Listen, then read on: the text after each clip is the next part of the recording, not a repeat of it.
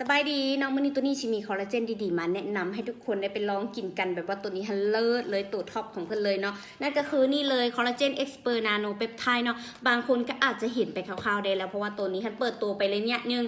และบางคนก็ยังไม่เห็นก็ถามว่าสาวตัวนี้คอลลาเจนโตออกมาของสาวตัวนี้มันดีจังใดคือเห็นคนโพสต์หลายคือเห็นคนกินหลายแท้ตัวนี้สิมาบอกเลยว่าตัวนี้นะมันเน้นเรื่องบำรุงผิวบำรุงร่างกายแบบแต่งหัวจนฮอตเล็บเฮาเลยเนาะตัวนี้ฮันสำหรับผู้ใดที่แบบผิวดำผิวค้ำโบโซโบใสแต่งจังไหนกับโบขึ้นคล้ายๆคือบางคนก็ผิวขาวโบมีออร่าสินะตัวนี้ฮันช่วยได้เลยเนาะเพราะว่าตัวนี้ฮันสารสกัดมันมาจากหมากมากิเบอร์รี่ที่นำเข้าจากประเทศซิลีเลยตัวนี้นะเพิ่นขึ้นชื่อเป็นลาซาหมากไม้ที่มีวิตามินซีที่สูงที่สุดที่มันสามารถบำรุงเลิกถึงสร้างเซลล์ผิวทางในเขาเลยเนาะและที่สำคัญอันนี้โตท็อปเลยสำหรับผู้ใดที่มักกินเหล้ากินเบียร์บอกว่าไปทานยิงทานทรายเด้อ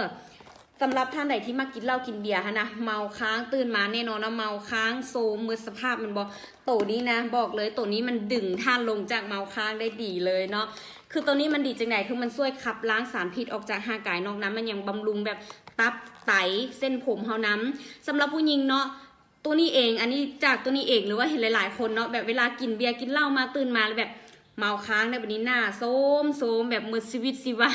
ซีดป่านไก่ต้มเลยแหละเนาะจากหิวหองหิวห้อยเวลาแต่งหน้านะถึงเครื่องสำอางซิเพลงสำไหนนะแต่งกับบ่เข้าถ้าหากว่าผิวเฮาสภาพผิวเฮามันบ่ดีมันบ่งามเพราะเหล้าเบียร์นะมันไปทำลายเซลล์ผิวของเฮานะเซลล์ผิวของเฮาตัวนั้นท่านทั้งตับทั้งไตน้ำตัวนี้เลยแนะนำเลยตัวนี้นะ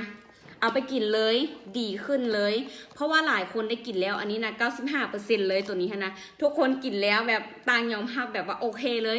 ทั้งตัวแทนตัวนี้นะทั้งขายทั้งกินกันมืดเพราะว่ามีแต่ผู้มากินเหล้ากินเบียร์นะเนาะฉะนั้นตัวนี้แนะนำเลยให้ไปลองกันเลยเนาะคือตัวนี้ชีวะอีกทีนึงคือมันช่วยบำรุงเน้นผิวขาวดำซ้ำใดก็เอาอยู่เนาะแล้วก็ช่วยแบบในเรื่องของสิวฝ้ากระน้ำตัวนี้นะแบบผิวพรรณเฮานะผิวพรรณเฮานะที่งามได้ขนาดมันต้องงามจากภายในสู่ภายนอกและแนะนำตัวนี้ไปบำรุงเลยแล้วมันยังช่วยบำรุงตับขับสารพิษออกจากร่างกายแล้วก็บำรุงผมบำรุงเส้นผมมาทุกทั่วในร่างกายของเขาเลยว่าสั้นซะและที่สำคัญเด้ออันนี้ปลอดภัย100%สิกินเด็กน้อยกินได้ผู้ใหญ่กินดีผู้เฒ่าให้กินคักเนาะแล้วก็แถมผู้หญิงผู้ชายอย่างกินได้เมื่อสิกินยาวนานไปซ้ำใดก็ได้กินตลอดชีวิตก็ได้บ่เป็นอย่างเนาะอันทางในมันตัวนี้ชิแกะให้เบิ่งมันเป็นทางนี้เนาะในนี้มันจะมี10ซองเนาะแต่ว่าโคตรเลิศเลยบักหลายๆนี่เลยเนาะซองนึงนะปริมาณมันจะมีอยู่15 กรัมเนาะถ้าเทียบเท่ากับคอลลาเจนแบบเป็นเม็ดทั่วไปนะ1 ซองตัวนี้เท่ากับ8 เม็ดของคอลลาเจนทั่วไปเลยเนาะอันนี้สำหรับคนที่แบบอยากเห็นผลไวอยากเร่งด่วนแนะนำให้กินมื้อละซองเนาะแต่สำหรับคนใดที่แบบอยากให้เห็นปกติแบบเขาอยากบำรุงร่างกายเขาอยากบำรุงผิวพรรณไปแต่ละวันบ่จำเป็นสิเน้นเห็นผลไว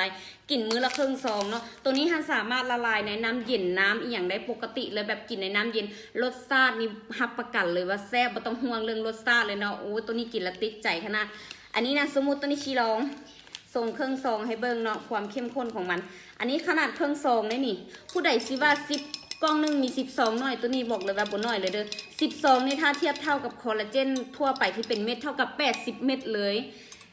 คือฟังคือ10 ซองสิน้อยแต่ความจริงนะมันบ่ได้น้อยคือที่ทานคิดเนาะนี่ขนาดอันนี้เฮาส่งเครื่องซองได้นี่ยังซ้ำนี้เนาะอันนี้มันจะละลายได้ทางน้ำเย็นน้ำอย่างแล้วเป็นโมเลกุลน้อยๆอันนี้ถ้าส่งไปมื้อซองเนาะ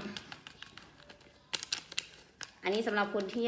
เห็นผลไว้วิธีกินคือกินตอนท้องว่างเวลาใดก็ได้ตอนท้องว่างเพราะว่าเวลาท้องว่างห่างกายเฮาตอนท้องว่างมันสิดูดซึมได้ดีเลยเนาะดูดซึมตูคอลลาเจนนี่ได้ดีเลยนี่เนาะเพียงแต่เฮาตีแล้วก็กินเนาะกินแล้วก็ห่างกายเฮาจะสดชื่นอย่าลืมหาซื้อมากินเด้อตัวนี้บอกว่าดีวันเลิศอีหลีเนาะ